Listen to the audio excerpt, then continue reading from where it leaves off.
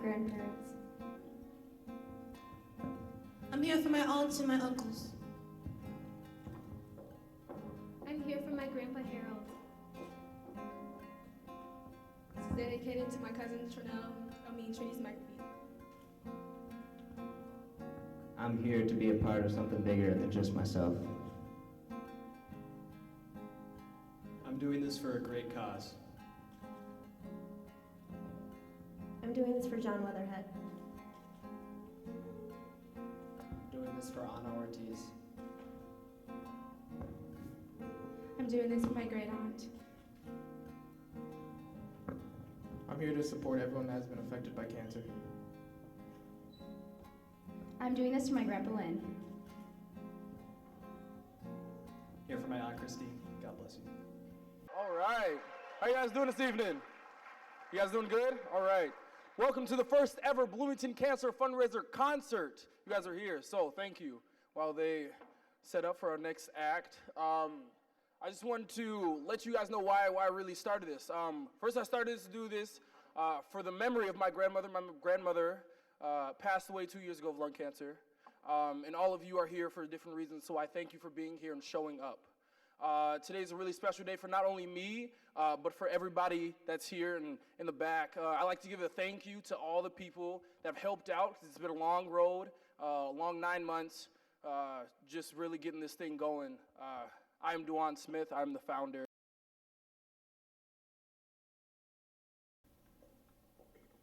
Oh, it's really hard to see you guys. Dang, forgot that. So I'm going to be doing a little performance, and basically, when I originally did this, it was like for speech and debate, just to compete.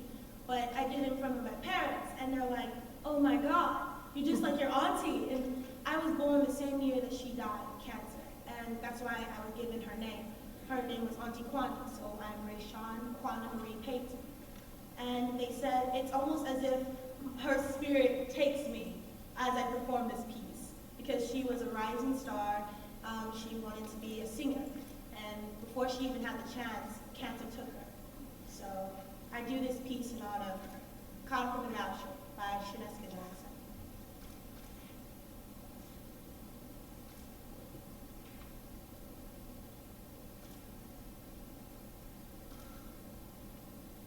You know what? I'm just about sick and tired of all this sneaking around like I'm some kind of 2-year-old. I mean, just look at me. I'm 26 years old and still breaking out into a cold sweat because I'm afraid my daddy won't let me go out tonight. He'll probably break out into one of his famous holy chants saying something like, "Hold on, please say this time. I'm about to see the hour of awakening." And by the time he is finished, I'm halfway right behind him in one of my holy white little dresses, headed all the way to the St. Baptist Church. Or at least, that's what normally happens. But not tonight. Tonight, I've got big plans, and nothing that the Reverend Deans over there, or even the old Lord Marty himself, is ever going to stop me. Now, the other day, my friend Dakota, she called me up, and she had 2 tickets to the Black Tie Records annual executive party. Now, if I could get my tape into the hands of any one of them suckers, I would be set. Oh, Lord. Now, let's see. I've got my hot curlers. I've got my makeup kit.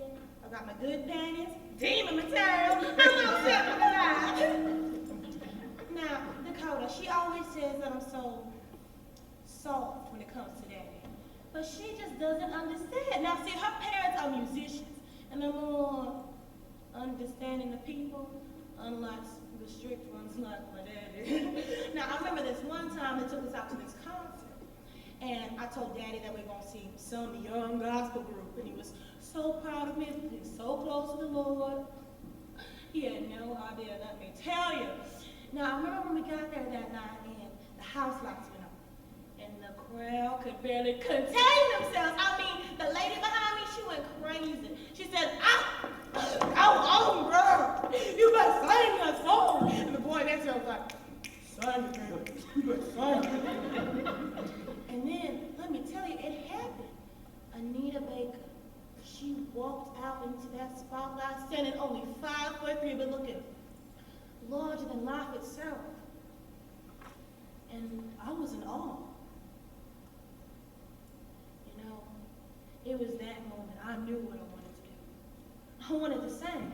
I wanted to get on stage and perform in front of thousands of people, touch them deep down within their souls, where Anita had touched me. That night I got home from the party and I was looking around for the light switch, and there was a sticky note on the table. Daddy always left these whenever he was gonna go to the hospital, pray over some lost soul. It upset me that I was even here in the first place. What could I ever expect? Church always came before me. I just hurried out of my clothes and then I head to bed. And then I started talking to God for a minute. And I said, Lord, please help me start a singing career. Not for the money, or for the fame, but just so I can touch people with my voice. Now, Daddy always said that everyone on this earth is here for a reason. And I feel like, for the first time in my life, I feel like I finally found my reason. I wonder if Mama had felt the same way whenever she wanted to be a singer. Now that thought really surprised me. I hardly ever thought Mama anymore. It wasn't for these old little photographs. How many of them know what she had looked like? We got the same noses. I was so young when she died. Too young to know her, let alone miss her, but for the first time in my life, I actually felt a bond with her, like a connection. I actually wish she was still alive. Hey now, Lord, don't ever get it twisted. She already got all that she wanted. It's time for my dreams to come true. Now, the next day, I was just cleaning around the house a little bit, you know, and I got a call from someone at the executive party. His name was Bobby Strong, Black Tie Records. I'd like to speak with Jasmine, please. Yes, I'd like to speak with you about your future here at Black Tie. We have an opening in our schedule, say around 4 o'clock. Yes. Oh, and by the way, your friend California was right. You have an impeccable voice. Now, I was going to tell her her name was Niccole, but hell, you can call her Alaska, all I care. I can talk to my heels and went straight for the door.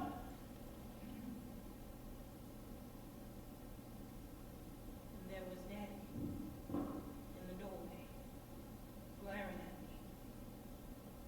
Please don't get in the way of my dreams, Daddy. Now, Jasmine, I just got back from church, where Miss Olaf said that her son saw you at a party last night? Jasmine, what on earth are you thinking? How dare you lie to me? Daddy, just stop it! Just stop it, Daddy! All I did was go to a little party. That's all I did. What? You think running around the streets like Mama did, Daddy? You think I'm doing drugs like Mama did, Daddy? I'm not my mother, Daddy! Excuse me, young lady, who do you think you're talking to? Jasmine, where are you going? Jasmine, get back in his house!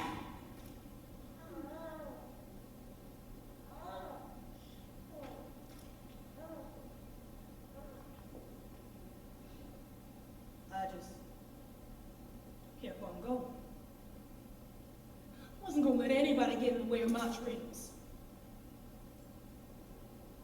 And I felt like the Spirit of God was calling me, like he was driving me there, but with the way I just spoke to Daddy, there's no way that the Lord or anyone would ever be with me now. I got to the record company, and Mr. Strong was there, and he said, now Jasmine, I just want you to sing a few notes.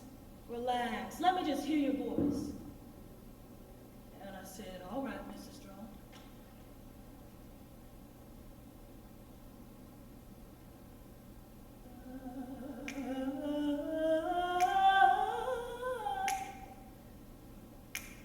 Caught up in the rapture of love.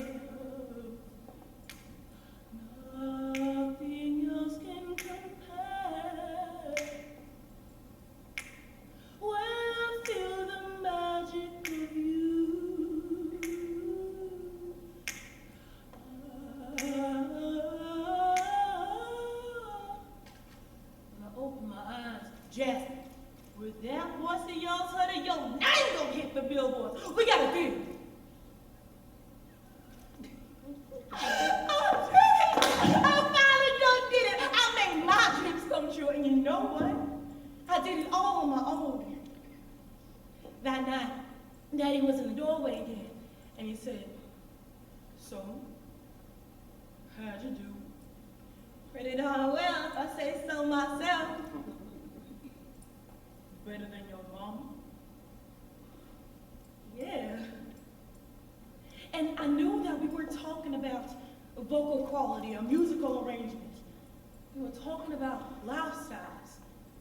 You see, I know that drugs won't get me any further as an artist than I am today, or will be in the future. And I finally proved it to my daddy. You see, I'm smarter than artists like Janis Joplin and Billie Holiday, and I'm damn sure smarter than my mom. I was glad that he was finally able to see it. My daddy, he took my palms and kissed each hand. I felt closer to him than ever before. You see, at that moment, my daddy wasn't the great Reverend Dean's healer of our souls and nothing. He was finally just my daddy.